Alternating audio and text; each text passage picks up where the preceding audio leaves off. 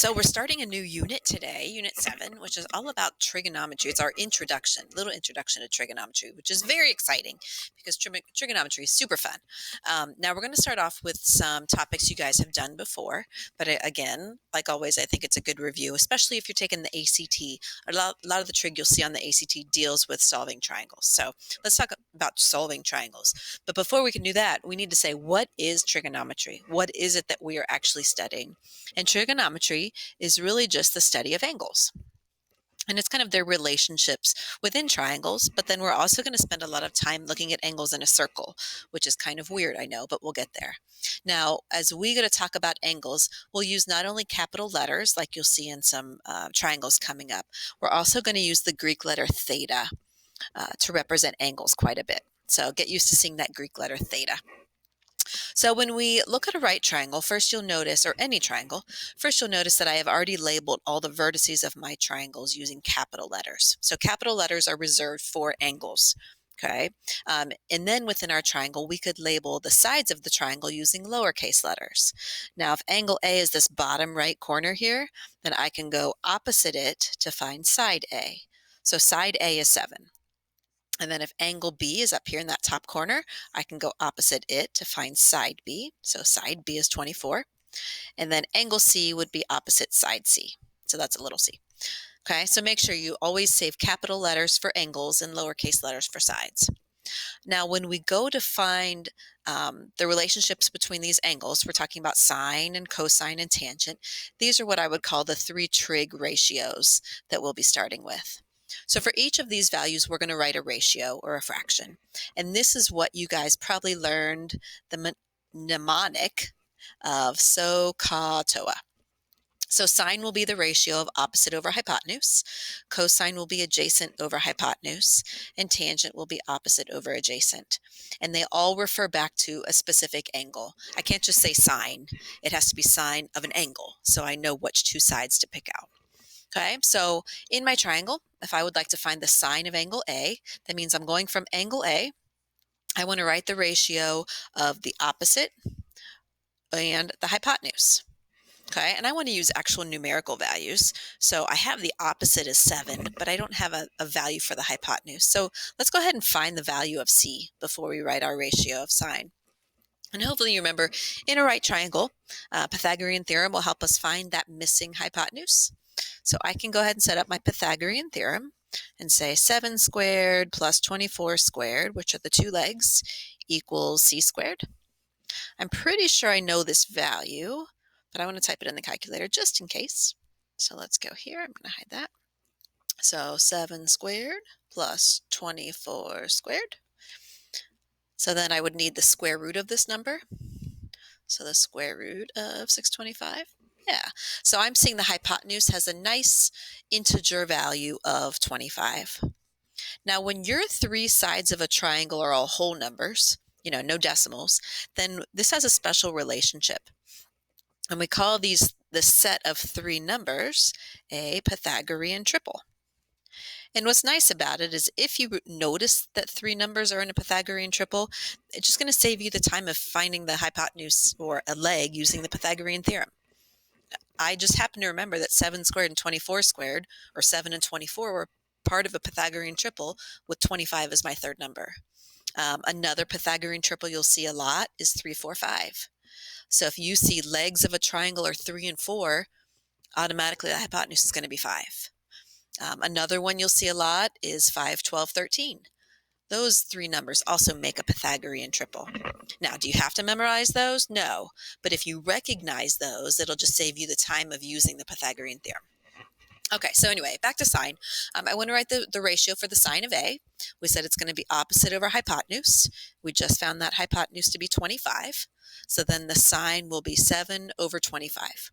And that's all I'm asking for when I ask for the ratio of the sine of A, 7/25. And then we can do the cosine of angle A. So cosine would be, here's my angle A, cosine would be adjacent over hypotenuse. So 24 over 25. And then tangent of A would be opposite over adjacent. So 7/24.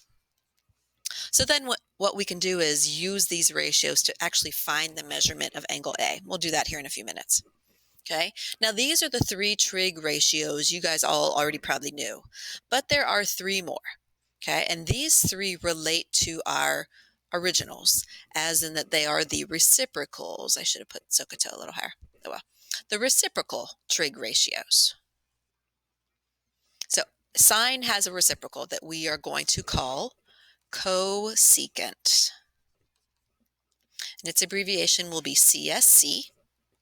So I can say the cosecant of angle A, and again, it's just the reciprocal of sine. So all I have to do is take the ratio, 7/25, and flip it over to make 25/7, and that is what I would call the cosecant of A. So instead of doing opposite over hypotenuse, it becomes hypotenuse over opposite, and that's the cosecant of angle A. Cosine has a reciprocal that we will call secant, abbreviation SEC. So when we say the secant of angle A, we're taking cosine and doing its reciprocal, or flipping that fraction over. So the secant of A would be 25/24. Okay, so in seeing the secant, I know what the cosine was because it's the reciprocal of that. Tangent's reciprocal is called cotangent.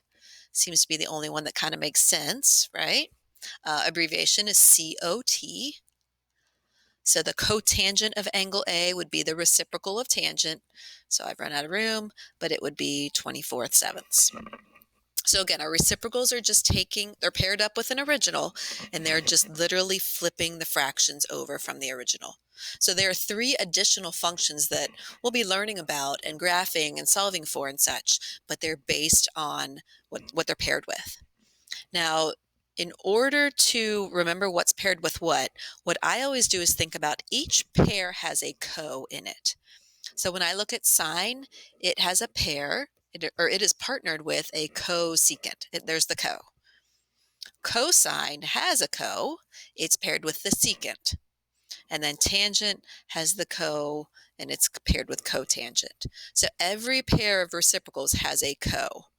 Okay, if that helps to keep in your mind what goes with what. So sine with cosecant, cosine with secant, tangent with cotangent. Okay, we're going to skip down.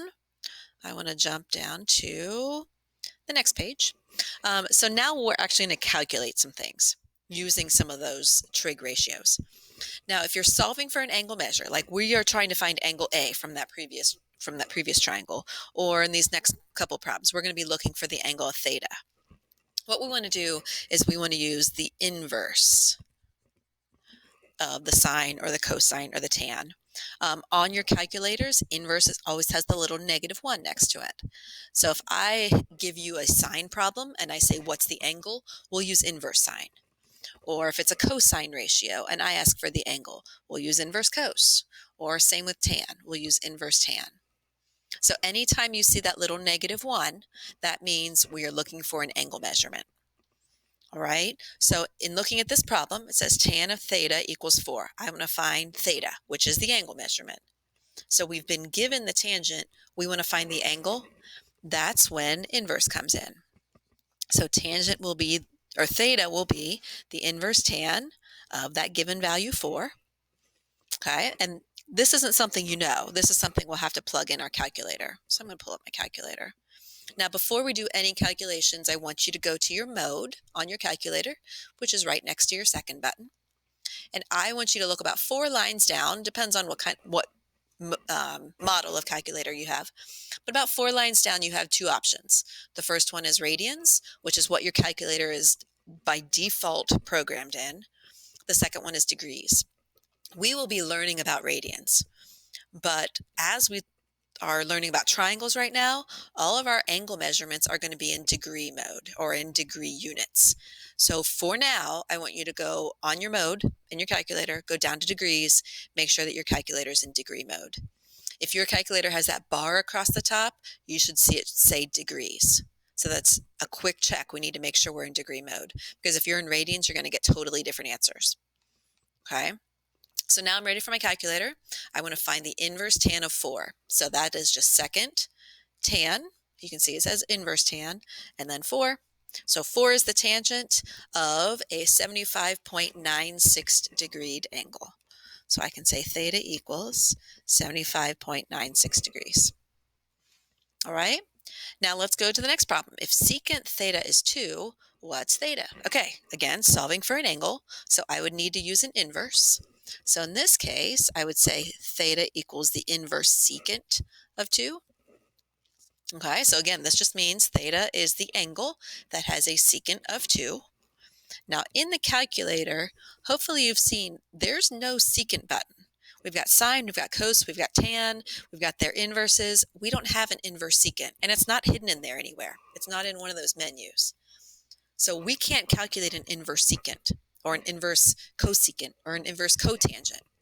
So to get around that, I want to take the original problem and I want to rewrite it using its reciprocal. Okay, remember secant is paired up with a cosine. So let's take this secant value and instead write it as its cosine value. Okay, if secant is 2, then that tells me the cosine must have been the reciprocal of that. And the reciprocal of 2 is 1/2. So I'm just switching back to the sine, cos, tan value because that's what my calculator has as a button, right? So if secant is 2, cosine is its reciprocal. And now I can treat that as an inverse problem. So now I can say that theta must be the inverse cos of 1/2. And that's something we can actually put in on our calculator. So second cos of 1/2 tells me that the angle was 60 degrees. Okay, so you cannot do an inverse secant or cosecant or cotangent. You're going to have to flip it back to its reciprocal pair and do that inverse instead. All right? Okay, let's go ahead and solve a triangle.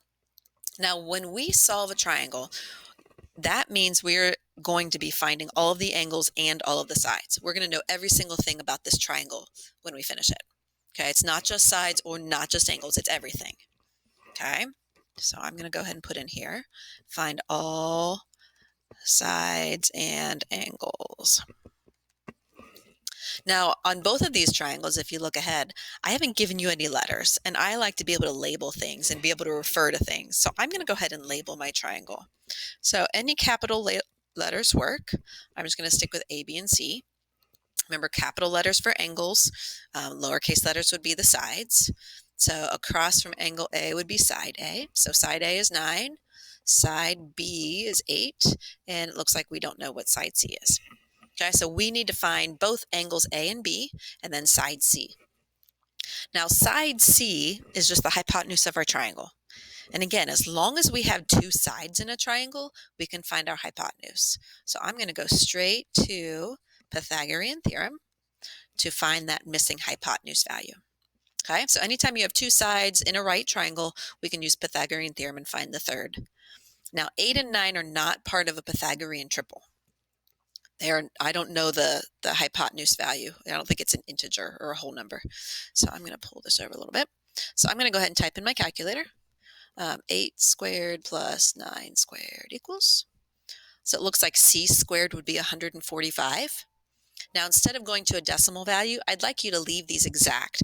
So if this is something that we can simplify the square root of, we will. I don't think 145 is simplifiable. I know 5 will go in, but it goes in 29 times, and neither of those simplify. So I'm just going to leave C as the square root of 145. Okay, that is actually as simplified as it's going to get. Okay, so all the sides have been found. Now let's work on angles. When you are finding angles, I would like you to start with the smallest angle and then work your way up to the biggest. Okay, now sometimes you don't have a choice. You have to find a specific angle. But if you have a choice, and I'll show you why as we get a little deeper into trig, but I would like you to start with the smallest angle and then go to the biggest. Now in a triangle, how do you know which one's the smallest? Right? You can't go by just how a picture looks because I just throw random triangles on there and throw random numbers in. If you remember from geometry, though, some rules about triangles, you should be able to tell me which angle is the biggest or which angle is the smallest. Remember, when we look at angles and sides, a small side is always, or the smallest side, is always going to be across from the smallest angle. So in this triangle, B is the smallest side. It's 8. That tells me that its angle B, is going to be the smallest angle. The biggest angle will be across from the biggest side. In that case, that's my right angle, and that would be across from the square root 145. So if I want to find the smallest angle in this triangle, I'm going to start with angle B. Okay, so I have decided I want to find angle B. Now I have to decide which two sides of my triangle do I want to use to find it. I typically stick with whole numbers if I can, although it really doesn't matter. We can use the square root of 145. I'm going to use my 8 and my 9. So I have chosen the two sides I want to use to help me find angle B. And those two sides are going to determine whether we're using sine or cos or tan to find angle B.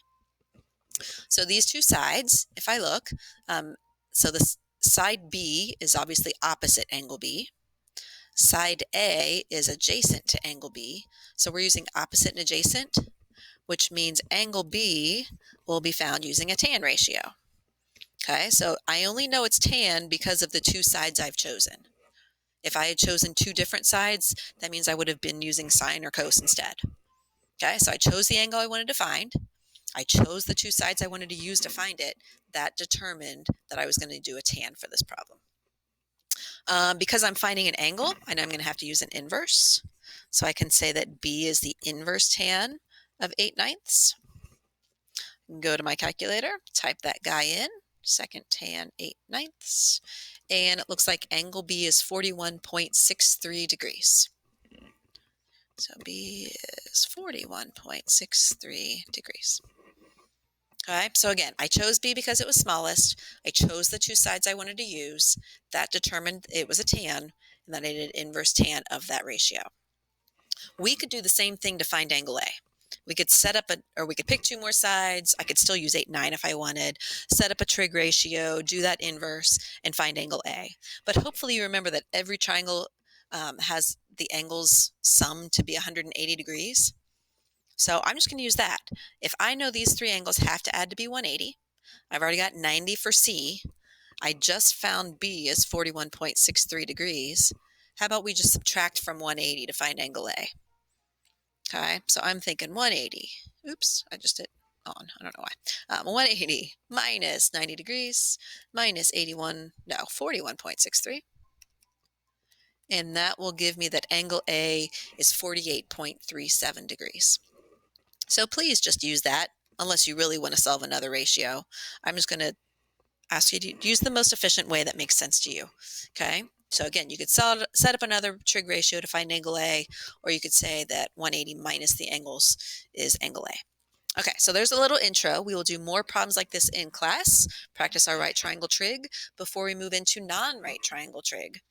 Okay, have any questions? Make sure you let me know.